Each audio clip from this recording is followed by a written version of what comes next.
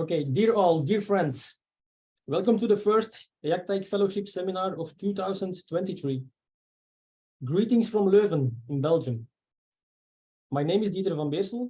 I am a cardiac anesthesiologist, and I'm responsible for the EACTAIC accredited fellowship hosted by the University Hospitals of Leuven. Next to me is Professor Steffen. He's my colleague and also the head of our anesthesiology department. Together, we will moderate this session.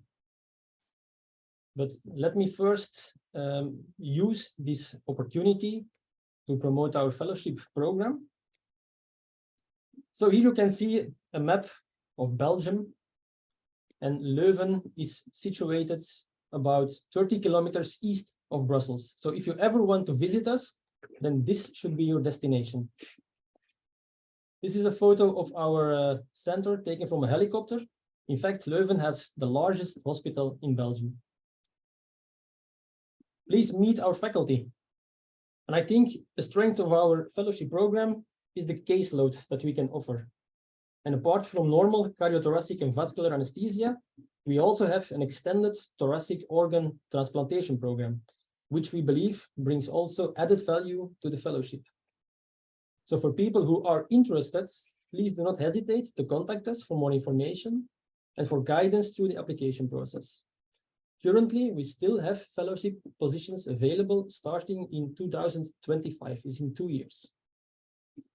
And as you can see on the next photos, the faculty members, we're not only colleagues, but we're also friends. We often make some fun. And we also have a good relationship with surgeons and nursing staff. So for the fellows, we believe that we can offer also a really nice environment to work in. This being said, back to the business of today. So this is the lineup for the seminar. We will have 3 lectures on hemodynamic monitoring applied to cardiac surgery. And in between, there will be some polls that will be displayed on your screen, and you will have the possibility to vote. Following the talks, there will be enough time to answer all your questions in the Q&A session. But before kicking off, let me present you a short clinical case just to be a little bit provocative and trigger your sense for hemodynamic monitoring. So assume that we have a patient admitted to the hospital yesterday, and now he needs urgent aortic and mitral valve replacement surgery because of infective endocarditis. This patient, when entering the OR, he is already on low-dose noradrenaline, and he has both central venous line and invasive blood pressure monitoring in place. I know this is completely open for discussion, but considering that you have continuous TEE throughout the procedure, at this moment it seems reasonable to proceed without the need for any other monitoring device. So now surgery went well. Weaning from bypass went smoothly, and the patient is at the ICU. He's in stable condition. Of course, as expected, there is some degree of vasoplegia, and TEE at the end of the procedure showed not a perfect, but an acceptable, whatever that might be, LV and RV function.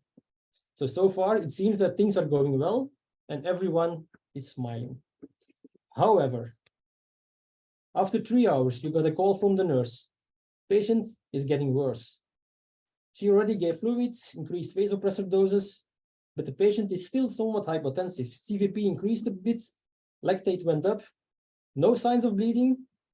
So you perform a quick TTE, which now shows a global reduction of LV systolic function. No regional abnormalities. There is no tamponade, no hemothorax, valve protesis are functioning well.